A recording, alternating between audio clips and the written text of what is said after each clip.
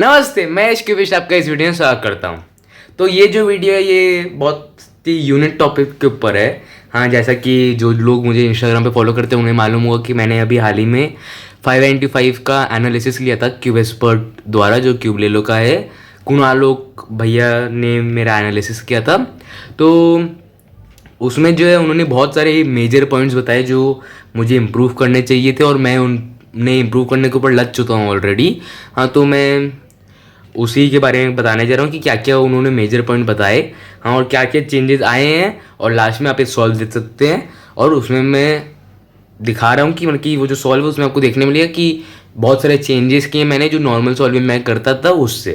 तो जो first two sentence है उसमें उन्होंने कुछ खास बताया नहीं, कि उन्होंने कहा कि जो मेजर पॉइंट्स है मतलब कि उन्होंने हर एक चीज़ के लिए टिप्स दिए हैं।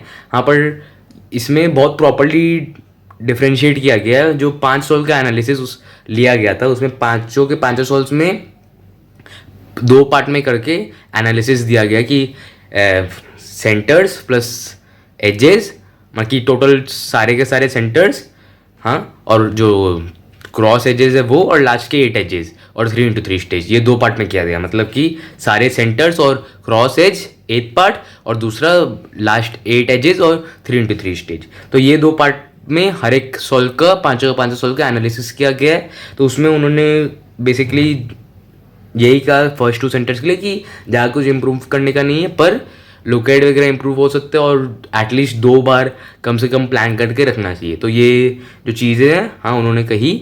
हाँ, तो अब मेन जो है फिर उसके बाद क्या आता है इम्प्रूवमेंट प्लान। इम्प्रूवमेंट प्लान में उन्होंने 3 मेन मेजर प्रॉब्लम्स बताई हैं जिसको मैं इम्प्रूव करने से, हाँ, पीछे हूँ, मतलब कि मुझे इंप्रूव करना चाहिए। तो उसके बारे में मैं डिस्कस करूँगा। सबसे पहला चीज़ जो उन्होंने बताया क्रॉस एजेस के लिए, कि जब मैं क्रॉस एजेस बना रहा हूँ तो मेरी जो हैबिट थी वो ये थी, हाँ, कि जब मैं क्रॉस एजेस बनाता था तो मैं उन्हें नीचे साइड बनाता था। मतलब कि मेरा जो क्रॉस रहता था वो क्रॉस ऑन द बॉटम रहता था। हाँ, पर उन्होंने लिखा कि मुझे जो है cross on the left start करना चाहिए, क्योंकि उसका जो फिंगर टिप्स है वो बहुत ईजी है, और बहुत हेल्पफुल रहेगा वो।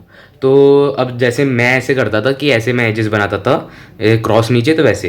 पर उन्होंने कहा कि क्रॉस ऑन द लेफ्ट करके, हाँ, ऐसे करके तुम्हें क्रॉस एजेस बनाने चाहिए ताकि तुमको ईजी रहे फिंगर टिप्स के लिए।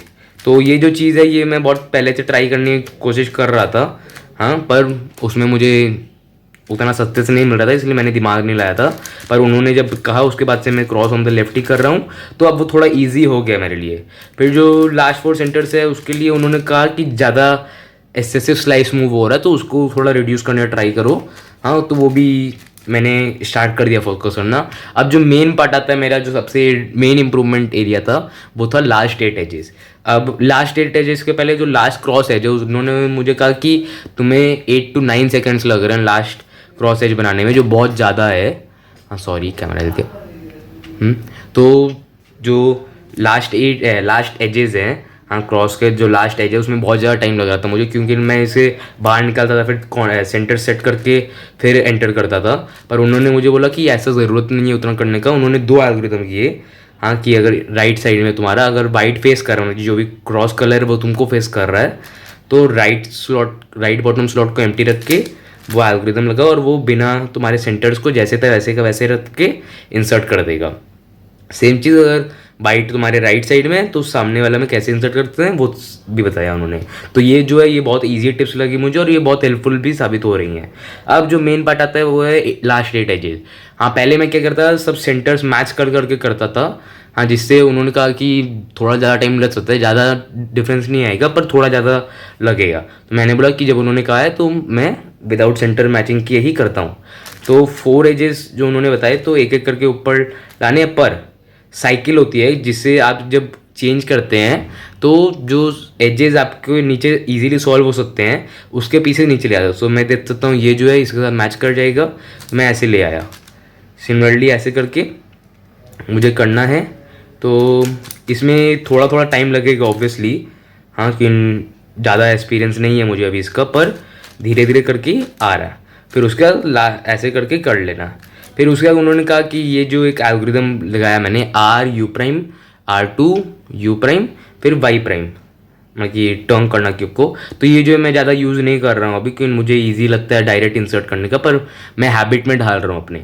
अब सबसे मेन टिप जो उन्होंने बताई, जो मुझे सबसे हेल्पफुल लगती है अभी, वो ये कि जब मैं मैच कर रहा हूँ एजेस, हाँ, उसके बाद जब मैं स्वैप करता हूँ, सपोज ये वाला जो है, हाँ, मेरा स्वैपिंग एल्गोरिथम जो था वो ऐसे था कि पहले R U R prime U prime, हाँ, फिर टर्न करके फिर लेफ्ट साइड से इंसर्ट करने का। उन्होंने बोला टर्न वाला एल्गोरिथम बहुत ही इनएफिशिएंट है और बहुत ज़्यादा टाइम ले सकता है कंपैरेटिवली, मतलब कि बहुत ज़्यादा नहीं पर कुछ सेकेंड्स अगर बचा सकते हो क्या प्रॉब्लम है।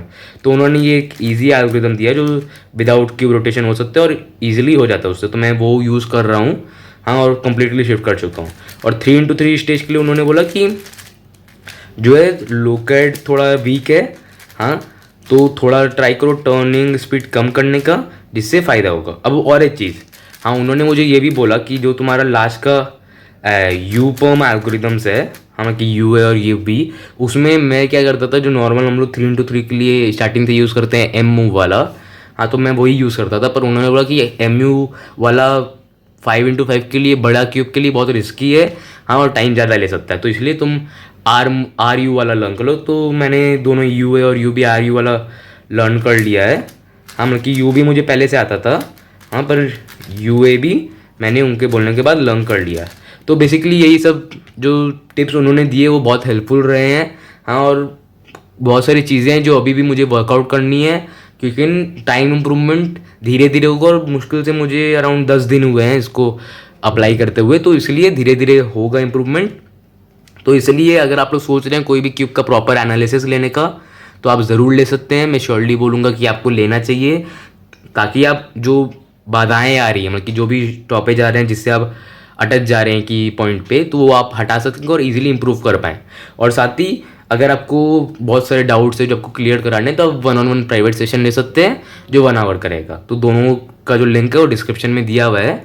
और यही है आज का वीडियो में, हाँ, ताकि आपको भी मालूम पड़े कि क्या क्या एनालिसिस में आपको मिलता है और क्या क्या फ़ायदा हो सकते हैं। तो इसके बाद एक सॉल्व, उसमें आप देख सकते हैं कंप्लीट चेंजेस जो मैंने किए हैं, जो मैंने अभी बताए हैं, उसमें से जहाँ तक मैंने सारे किए हैं, सिवाय एक चीज़ के, हाँ, जो है क्या बोलते हैं, इंसर्ट करने वाला, जब 4 एज पीसेज आपके जो मिडिल 4 एज पीसेज हैं जो ऊपर चले आते हैं उसको नीचे लाने के लिए, तो मैं वो वाला एल्गोरिथम यूज़ नहीं करता हूँ अभी, पर धीरे धीरे आदत में डाल रहा हूँ। तो बहुत सारी चीज़ें जो उन्होंने और भी बताई है, पर उतने मेजर पॉइंट्स नहीं है, इसलिए मैंने उतना कवर अप नहीं किया है। जो जो मेजर पॉइंट्स थे जो इम्प्रूवमेंट प्लान में मेन था वो मैंने बताए हैं। तो आज के लिए इतना ही, मिलते हैं अगले वीडियो में, तब तक के लिए बाय और सॉल्व एंजॉय कीजिए।